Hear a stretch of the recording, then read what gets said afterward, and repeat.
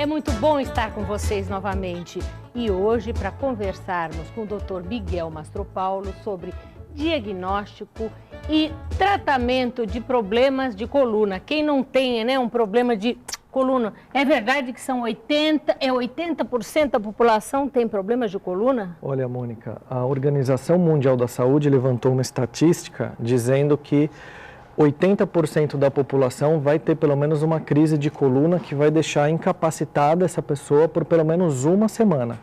Agora, esses problemas podem ser tratados pela quiropraxia. Por que você acha que ela é tão pouco conhecida no Brasil?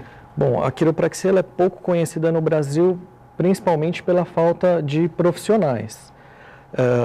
A quiropraxia ela é desenvolvida nos Estados Unidos, no Canadá, na Austrália, há muitos anos. Então, por exemplo, existem faculdades de quiropraxia nos Estados Unidos desde a década de 30, da década de 40.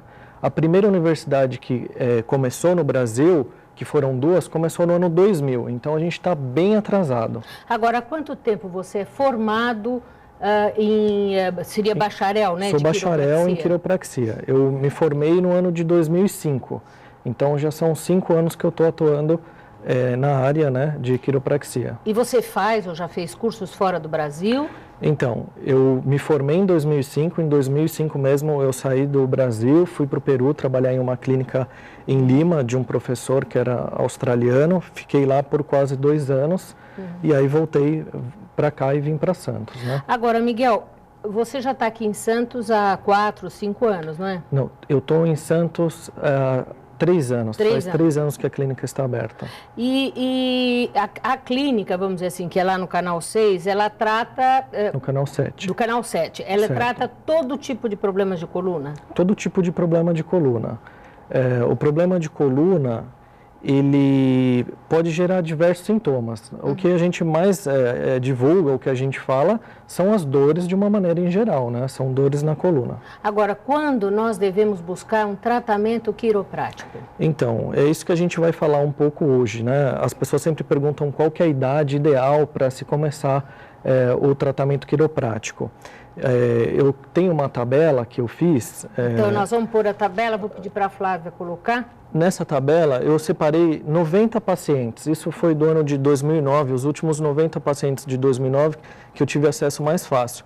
Então, por faixa etária, olha lá, eu tenho 1% de pessoas até 20 anos, de 21 a 40, um pouco mais de 8%.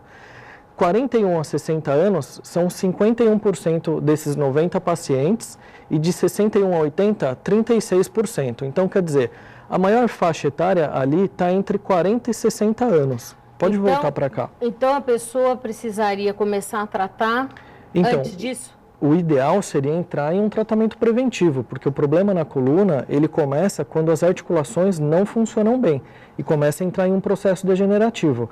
Esse problema, Mônica, ele pode ter começado com 10 anos, com 20 anos ou com 30 anos, só que se manifesta mais a partir dos 40 anos. Então, inteligentemente, as pessoas deveriam buscar um tratamento antes, né, dos sintomas ou quando eles apenas iniciam. Vamos mostrar o que é um problema na articulação?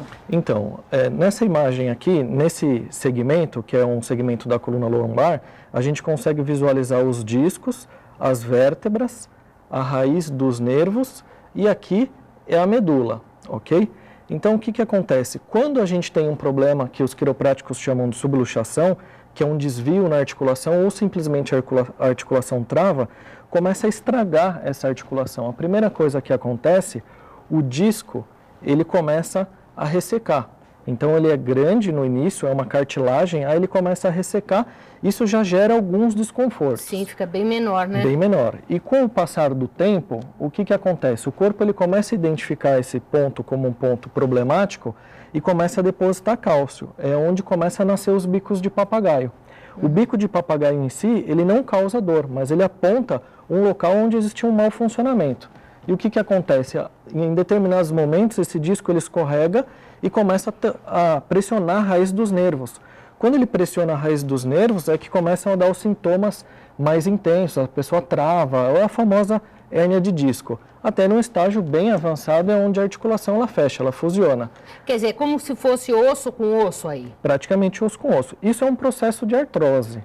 Só que esse processo de artrose, ele começa praticamente quando a gente é jovem ou adolescente. Só que os sintomas a gente vai sentir muito mais lá na frente. Mas o que leva uma pessoa a ter artrose? É um mau funcionamento da coluna? Exatamente. Essa má posição ou essa articulação que deveria fazer um movimento e ela trava, ela fica emperrada.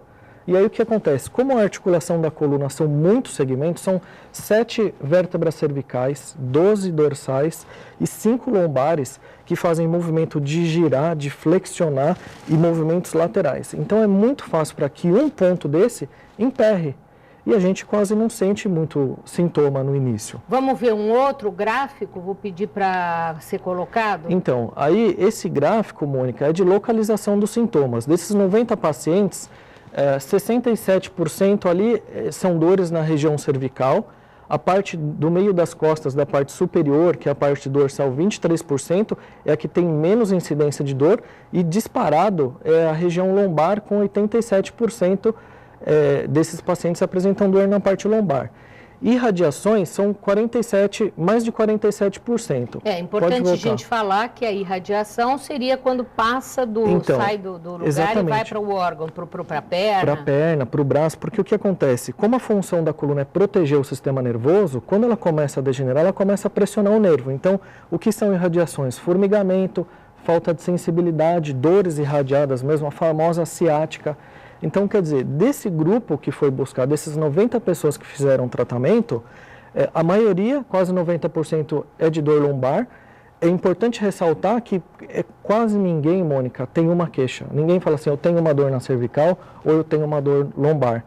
Eu tenho dor na cervical e tenho dor na região lombar. Mas qual é o tempo de queixa? Então, eu tenho uma próxima imagem que a gente separa. Então, a dor, a gente classifica ela em aguda e crônica. A gente precisa separar. Uma dor aguda, a gente considera até 3 meses, até 6 meses. Então, ali, até 3 meses é uma porcentagem muito pequena, 8%. De 3 a 6 meses, ali são 6% dessas pessoas. Até 1 ano, 14%. De 1 a 2 anos de queixa, 17%. E mais de 2 anos, são mais de 50%.